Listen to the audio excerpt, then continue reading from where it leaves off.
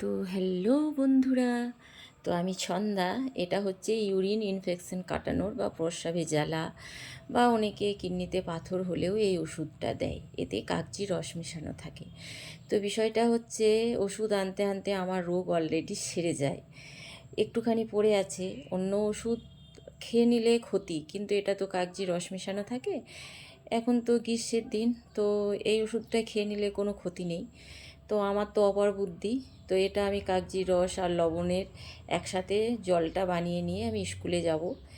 খেতেও সুস্বাদু লাগবে, একটু প্রস্রাবের ইনফেকশন হলেই কড়া রৌদ্রে সেটাও কেটে যাবে। ওষুধটা শুধু শুধু ফেলে দেবো, অন্য জ্বর জ্বালার ওষুধ হলে ফেলে দিতাম।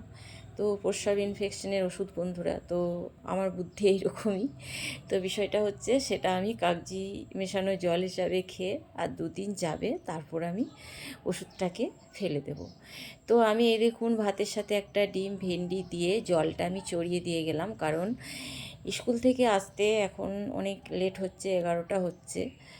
আর ছেলে খায় না ডিম সেদ্ধ, ওর জন্য অমলেট করা হবে 2টো ডিমের। তো অমলেট করে আমি একটা গ্রেভি টাইপের করব। 3 পিস মাছও আছে, আর অনেক পুঁটি মাছও নিয়েছি। আলু কেটেছি, ভাতের চাল রেডি করে দিয়ে গেলাম। পুঁটি মাছ দেখে লোভ সামালতে পারলাম না, বড় বড় পুঁটি মাছ ছিল। তো যে কারণে আমি 1 কিলো মতো পুঁটি মাছও নিয়েছি। এই দেখুন, এগুলো এখন ধীরে সুস্থে বাছতে হবে, তারপর আমি টক করব। তো বিষয়টা হচ্ছে যে মাছগুলো আমার একটু কেটে বেছে নিতে একটু তো লেট লাগবেই, একা হাতে একটু সময় লাগবে, কিচ্ছু করার নেই।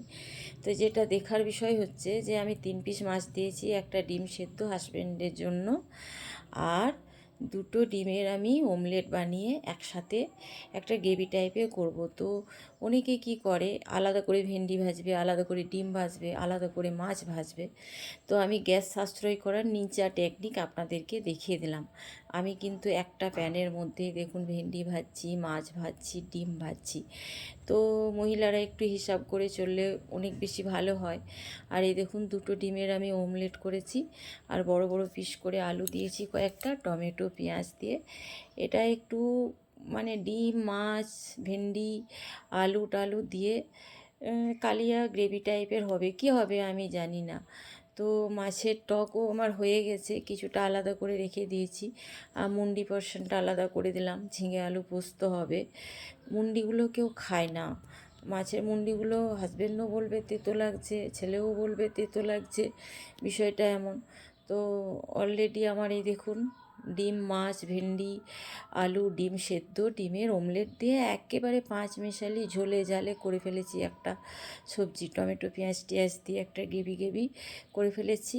ঝিঙে আলু ডুবডুবে করে পোস্ত করে ফেলেছি। আর মাছটা টকটা রাখলাম যেটা খাবো, আর কিছুটা আলাদা রেখে দিয়েছি। ভেন্ডি মেখে ফেলেছি, ডালও করে ফেলেছি, ভাতও নামিয়ে ফেলেছি।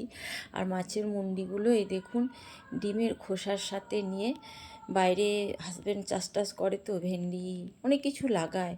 তো এগুলো মাটির তলে দিলে কি হয় বন্ধুরা, মানে মাটির জোরটা বাড়ে, খাবে না যেহেতু সেহেতু মাটির তলে দিয়ে এই দেখুন আমি মাটি ঢাকা দিয়ে দিচ্ছি। তাহলে কি হবে, শাকসবজি লাগানো হয়, জোরটা অনেক ভালো হয়। তো সকলে ভালো থাকবেন, টাটা।